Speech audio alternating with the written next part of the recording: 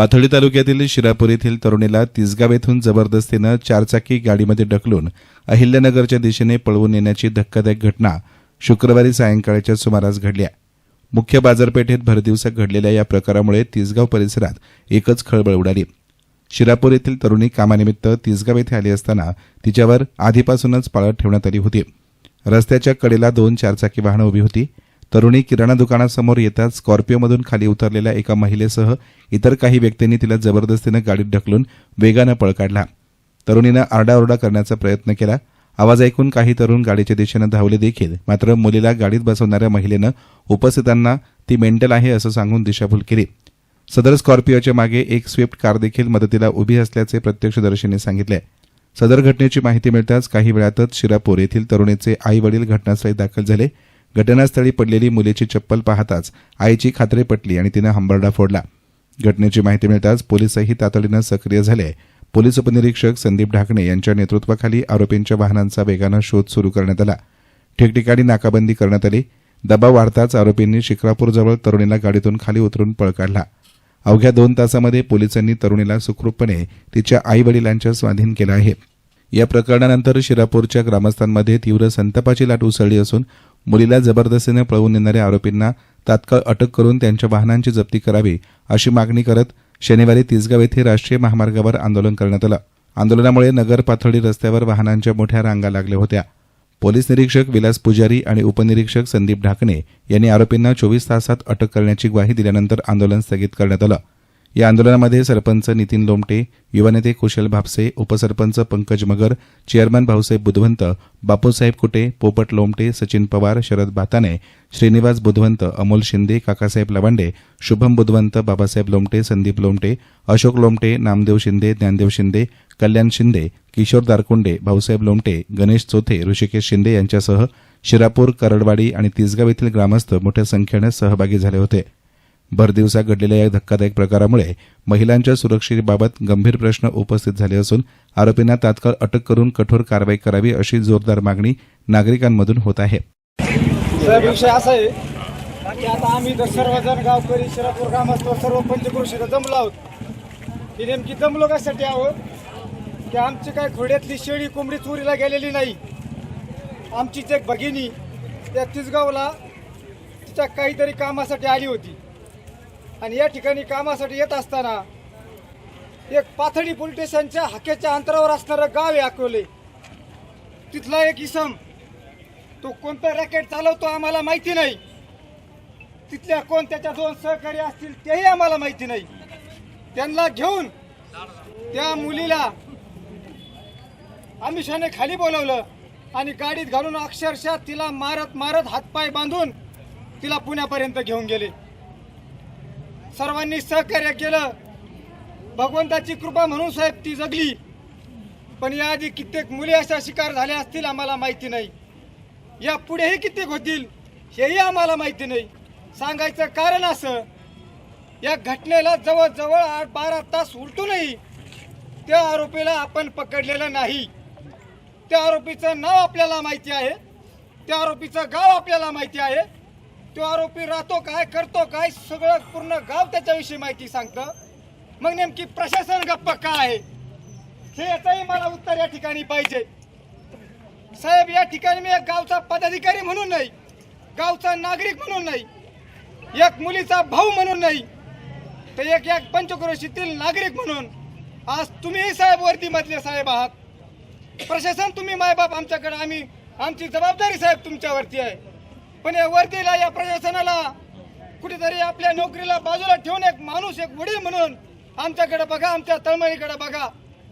ही सभा कोणती राजकीय सभा नाही, कुठल्याही पक्षाचा कार्यक्रम नाही. हे आमच्या आया बहिणी जर सुरक्षित नसतील, इथं जर तेच गावचा जर UP बिहार होत असेल, तर प्रशासन म्हणून आपण काय करत आहात? माझे हात जोडून आपल्याला विनंती आहे, माझं चुकलं असेल तर तुमच्या पायातली काढून माझ्या कानसाळीत मारा.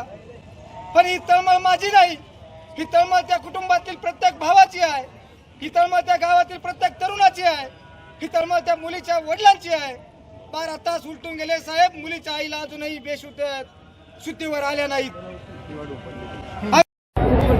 काल सायंकाळी आमच्या शिरापूर परिसरातील आमच्या भगिनीला ती तिच्या कामासाठी तिसगाव त्या ठिकाणी आल्या असताना काम आटोपत जाताना तिला एका महिलेने फिट येते असं सांगून गाडीत बसवलं आणि गाडीत बसवताना एकदम अमानुषपणे तिच्या मानेवरती पाय ठेवून तिला गाडीत बसवण्यात आलं आणि इतर परिसरातील जे काही लोक प्रत्यक्षदर्शी होते त्यांना सांगण्यात आलं की ही या महिलेला फिट येते आणि असं कारण सांगून तिला गाडीत बसवलं आणि गाडीत बसून त्या माझ्या भगिनीला त्यांनी शिक्रापूर चाकण या ठिकाणी सोडलं.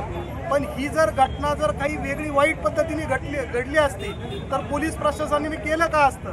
पोलीस प्रशासनाने आज सकाळी 8:30चा टायमिंग दिला होता पंचनामा करण्यासाठी. तर पंचनामा 8:30चा टायमिंग असताना आत्ता जवळपास 1:30-2 वाजून गेलेत तरीही पोलीस प्रशासन या ठिकाणी पंचनामा करण्यासाठी आलं नाही. मग पोलीस प्रशासन पंचनामाला करायला आलं नसल्या कारणानं माझ्या सर्व तरुण मित्रांनी आज फक्त तरुण मित्र या ठिकाणी रस्त्यावर उतरलेत. पण 24 तासाच्या आत जर या घटनेचा खडा लागला नाही आणि गुन्हेगारांचे जर मुसक्या आवळल्या गेल्या नाही तर सर्व माता भगिनी आम्ही रस्त्यावर उतरणार आत्मदहन करणार आहोत हे या ठिकाणी आम्ही ठामपणे सांगतो.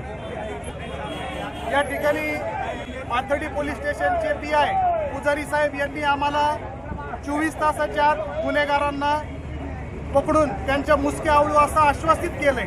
पण निश्चितच मला हे या ठिकाणी आपल्या माध्यमातून सांगायचं आहे की ही जी संघटना आहे, ही जी टोळी आहे, ही टोळीचे अजून कोण या ठिकाणी धागेदोरे आहेत या परिसरातील तिसगाव परिसरातील असतील किंवा पंचकृषीतील असतील त्यांनाही याच्या माध्यमातून पकडलं गेलं पाहिजे आणि कायमस्वरूपीचं हे मुलींचं होणारं अपहरण थांबलं गेलं पाहिजे. पोलीस प्रशासनाने 2 तासाच्या थोड्या प्रमाणात त्यांची यंत्रणा हलवून मुलगी सुखरूप आली त्याबद्दल आम्ही पोलीस प्रशासनाचे आभारही मानतोय. पण खऱ्या अर्थानं आज आमच्या परिसरामध्ये जवळपास 5-5, 10-10, 20-20 किलोमीटरच्या अंतरापासून तिसगाव परिसरामध्ये शिक्षण घेण्यासाठी मुली येतात आणि पायी येतात, काही सायकलवर येतात. याच ठिकाणी अनेक अशा छेडछाडीच्याही घटना घडलेल्या आहेत आणि मुलींचं आजचं जर आपण शाळेत जाण्याची जर उपस्थिती पाहिली तर कालच्या घटनेप्रमाणे आज जवळपास फक्त 5 ते 10% मुली आज शाळेला गेलेल्या आहेत. आणि जर ही जर घटना अशी सातत्याने होत राहिली तर माझ्या या मुली आहेत, भगिनी आहेत, या शिक्षणापासून वंचित राहतील. आणि मुलींना काय शिक्षण घेण्याचा अधिकार नाहीये का? मुलींना शिक्षण घेण्याचा अधिकार आहे. पण मुलींना जर आपल्या या आज एवढ्या वर्षानंतर भारत स्वतंत्र झालाय आणि मुलींना जर असुरक्षितता भेटत असेल तर कुठंतरी प्रशासन म्हणून कमी पडतो. हे प्रशासनाने लक्षात घेतलं पाहिजे आणि लवकरात लवकर 24 तासाच्या आत या घटनेचा खडा लागला पाहिजे. PI पुजारी साहेब यांना आम्हाला आश्वासित केले की त्या 24 तासामध्ये जो गुन्हेगार आहे त्या गुन्हेगाराच्या आम्ही मुसक्या आवळू. नुसत्या मुसक्याच नाही तर त्या गिधाड अवलादीच्या या ठिकाणी गाढवावरून धिंडसुद्धा काढू. कारण ही जी क्रूर घटना करणाऱ्याचं हृदय हे काळी दगडाचंच असायला हवं. आणि खऱ्या अर्थाने इथं पुन्हा एकदा माणसाचा आणि या महिलांचा सगळ्यांचा सुरक्षितता प्रश्न या ठिकाणी उभा राहतोय. मग प्रशासन जर आमचं मायबाप असेल आणि प्रशासनाकडे जर आम्ही मायबाप म्हणून बघत असोल तर या प्रशासनाची मुख्य जबाबदारी काय आहे त्या हेतूनं या प्रशासनाने आमची काळजी घ्यावी, आमच्या महिला भगिनी सुरक्षित राहाव्यात हीच आमची प्रामाणिक भावना आहे.